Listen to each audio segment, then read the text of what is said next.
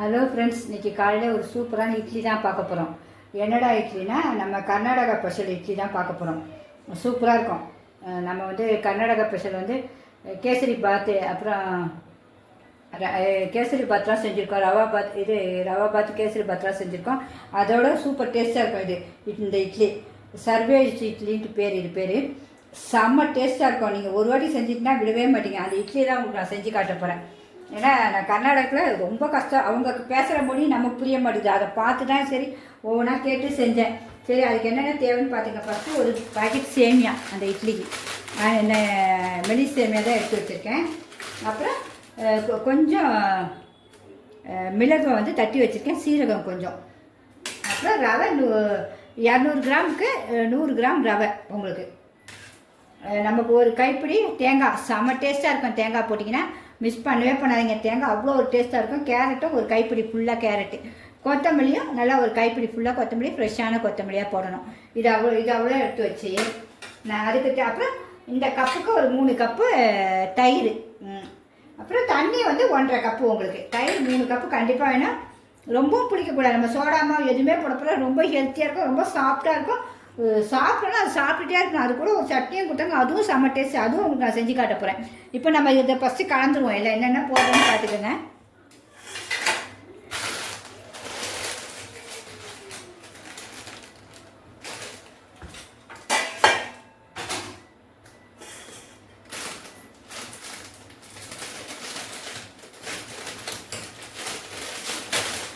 First நம்ம சேமியாவை போட்டுருவோம்.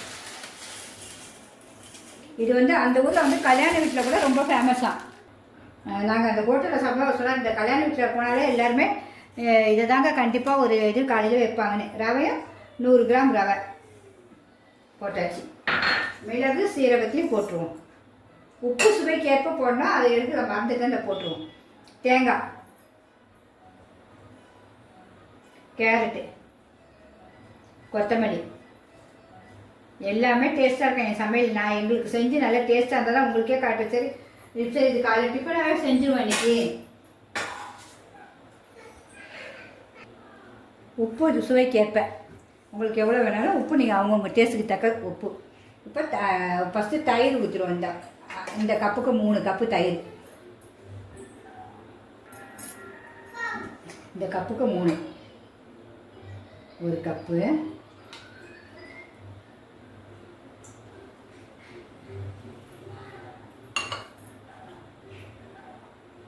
ரெண்டு கப்பு, 3 கப்பு. அவ்வளோதான் தயிர். தண்ணி, இந்த 1 கப்பு தண்ணி. இந்த தயிரை வேஸ்ட் பண்ணணும், அப்படியே கலந்து ஊற்றிடுவோம். இதுலேயே அந்த தயிர்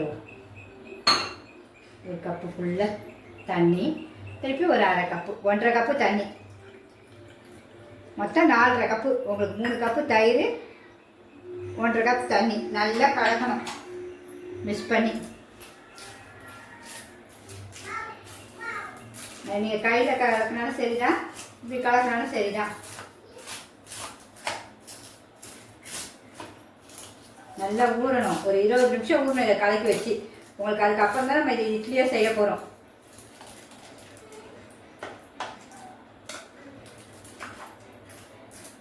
கலக்கிக்கலாம்.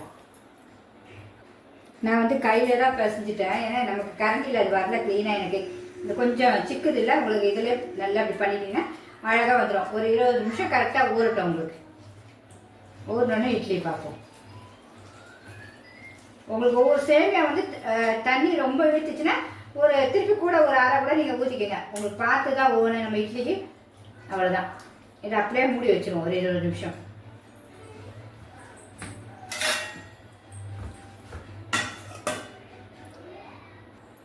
நமக்கு அந்த இட்லி சாஃப்ட்வேஜ் இட்லி வேகிறதுக்குள்ளே, இதை ஊறுறதுக்குள்ளே, நம்ம அந்த 20 நிமிஷம் ஊறுறதுக்குள்ளே நம்ம என்னென்ன தேவைன்னு பார்த்துருவோம். சட்னி, கார சட்னி செம சூப்பராக இருக்கும். அவங்க ஊர் மாடலில் தான் அரைக்க போகிறேன். ஏன்னா நம்மளும் சாப்பிட்டு பார்த்தது அதே தான் செய்ய போகிறேன் நான். அதுக்கு என்னென்ன தேவைன்னு பாருங்கள். ஒரு துண்டு இஞ்சி, நல்லா இந்த சைஸ் இஞ்சி எடுத்து வச்சுருக்கேன்.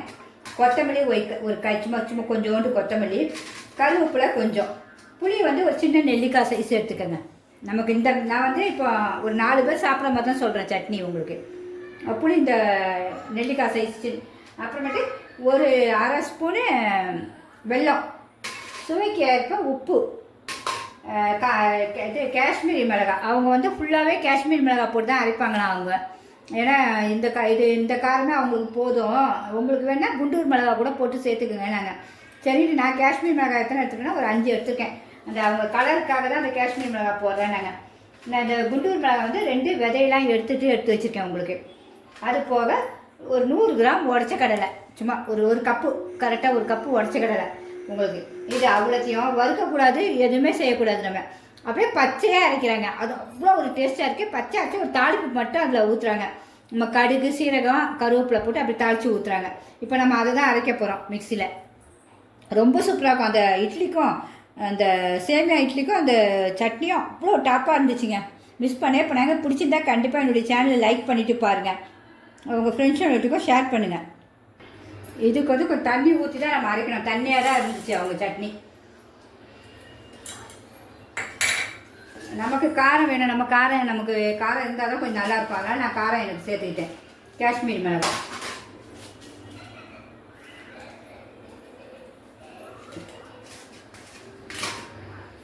புளி, இஞ்சி துண்டு, கருவேப்பிலை, கொத்தமல்லி,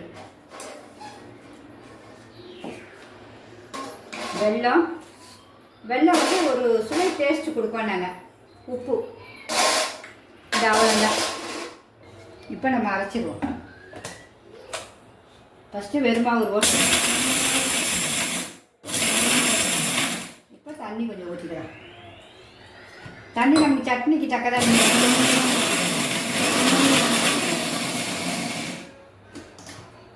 இன்னும் கொஞ்சம் தண்ணி ஊற்றணும்.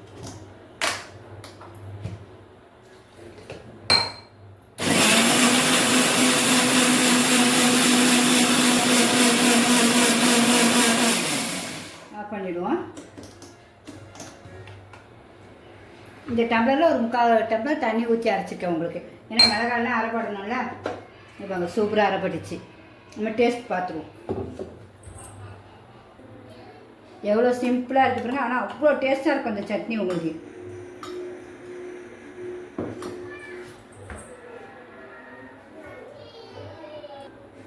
எல்லாத்தையும் எடுத்து வச்சுப்போம். இந்த மிக்ஸி ஜாரில் இருக்கிறது நம்ம நிறையா இருக்கும். அதே அப்படியே கழுவி இதில் ஊற்றிட்டு நமக்கு ஒரு தாளிப்பு. உங்களுக்கு தாளித்தாலும் சரி தான், தாளிக்காட்டாலும் சரி தான். நாங்கள் அவங்களாம் தாளிக்காமல் கூட சாப்பிடுவாங்களாம். உப்பும் கரெக்டாக இருக்குது. செம்ம டேஸ்ட்டுங்க. தாளிப்பையும் பார்த்துருவோம். ஸ்டவ் பற்ற வச்சுருவோம்.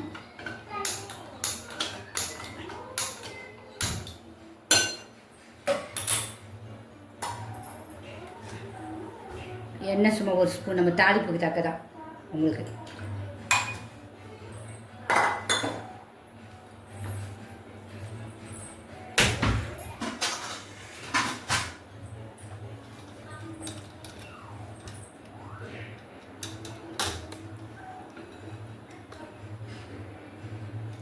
கடுகு, சீரகம்,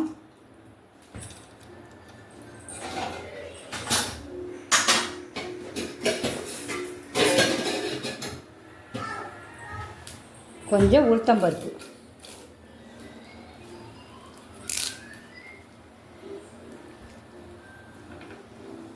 நல்லா பொரியணும். கடுகு பொரிய ஆரம்பிச்சிச்சு. கருவேப்பிலையும் போட்டுருவோம்.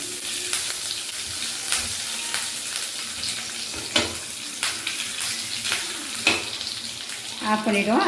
அப்படியே அதில் ஊற்றிடுவோம். கொஞ்சம் தாளிப்பை இதில் ஊற்றிடுவோம்.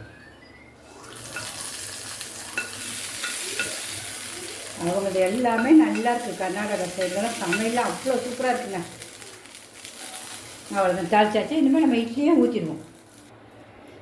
20 நிமிஷம் ஆக போகுது. அதுக்கூட நம்ம இட்லி தட்டில் எண்ணெய் தடவி வச்சுருவோம். தேங்காய் எண்ணெய் தான் லைட்டாக தடவுவேன். அதுதான் சூப்பராக இருக்கும் உங்களுக்கு தடவு டேஸ்ட்டாக இட்லி.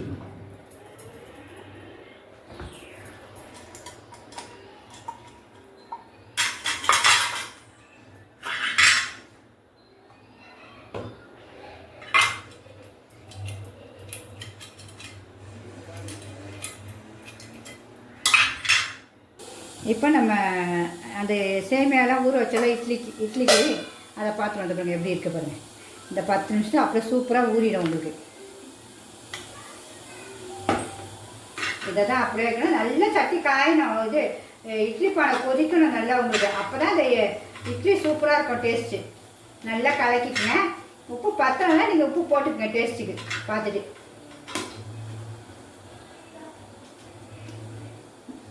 எனக்கு லைட்டாக உப்பு பத்தலை போட்டுடுறேன். இந்த இவ்வளோண்டு தான் போட போகிறேன். அதுக்காக சும்மா அப்படியே, ஏன்னா உப்பு ஒரே இடத்துல தான் ஒரு மாதிரி ஆகிடும். லைட்டாக கையில் தெளிச்சிக்கிட்டேன். இன்னும் நல்லா கலக்கிட்டு ஊற்றலாம். எப்போ ஒரே இட்லி தோசை சப்பாத்தி பூரி சப்பாத்தி இதெல்லாம் சாப்பிடலாம். நான் மைசூரில் போயிருக்கும்போது நாங்கள் இதெல்லாம் சாப்பிட்டோம். நாங்கள் 4 நாள் இருந்தோம் மைசூரில். ரொம்ப சூப்பராக இருந்துச்சு. அங்கே எல்லா இடமும் சுற்றி பார்த்ததுலாம் கூட உங்களுக்கு நான் போட்டிருப்பேன். என்னுடைய சேனலில் போய் பாருங்கள். சிம்பா நியூஸ் சேனலில் கண்டிப்பாக இருக்கும் உங்களுக்கு. இப்போ நம்ம இட்லிக்கு ஊற்றிடுவோம். இப்படி தான் இருக்கும் மாவு. ஆனால் இட்லி சூப்பராக இருக்கும் உங்களுக்கு.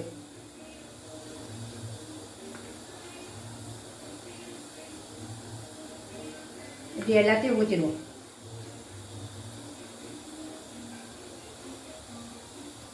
இது எல்லாத்தையும் ஊற்றிடுவோம். இப்போ 2 செட்டு ஊற்றியாச்சு. இன்னும் இவ்வளோ மாவு இருக்குது. இன்னும் ஊற்றினாங்க. இது வெந்தோடனே அடுத்தது ஊற்றிக்கலாம்.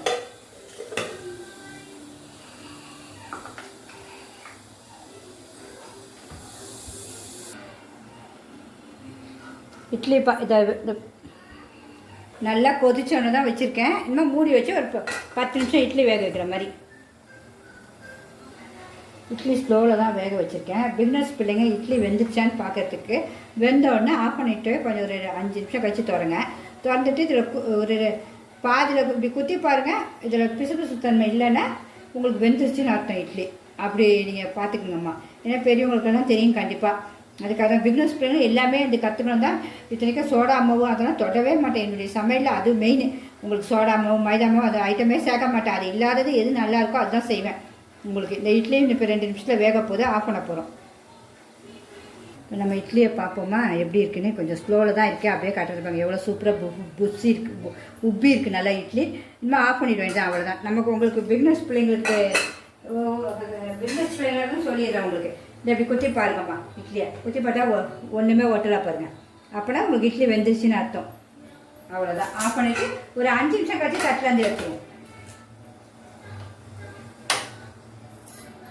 நம்ம இட்லியை எடுத்து வச்சுட்டேன். கொஞ்சம் ஆறினோடனே எடுத்துகிறோம். இட்லி எவ்வளோ புசு நல்லா குண்டுன்னு வந்திருக்குங்க. நல்லா இருக்குது. சாஃப்டாகவும் மெத்துன்னு இருக்குது. ரொம்ப எல்லாருக்குமே பிடிக்கும் இதுக்கு. இந்த இட்லி புது வகை இட்லி பார்த்திங்களா. சேமியா ரவையெல்லாம் வச்சு தயிர்லாம் வச்சு சூப்பராக செஞ்சுருக்கோம். ஷார்பேக் இட்லி. அதனால் இப்போ அதை நம்ம எடுத்து ஆறினோடனே எடுத்து டேஸ்ட் பார்த்துருவோம். நம்மளுடைய இட்லியும் கார சட்னியும் ரெடி ஆகிடுச்சு.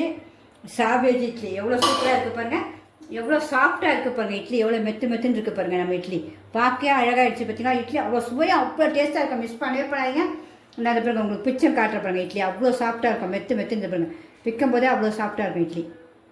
அப்படியே புதுசு. எல்லாருக்குமே வித்தியாசமாக இருக்கும். எல்லாருமே விரும்பி சாப்பிடுவாங்க. குழந்தைங்க முதல் பெரியவங்களுக்கும் உங்கள் வீட்டில் விருந்தாளிங்க வந்தாலும் இப்படி செஞ்சு கொடுத்துருங்க. நமக்கு இட்லி மாவுலன்னு கவலையப்படாதீங்க. இனிமேல் நம்ம அதை டேஸ்ட்டையும் பார்த்துருவோம். சுவையும் அட்டகாசமாக இருக்கும் இது.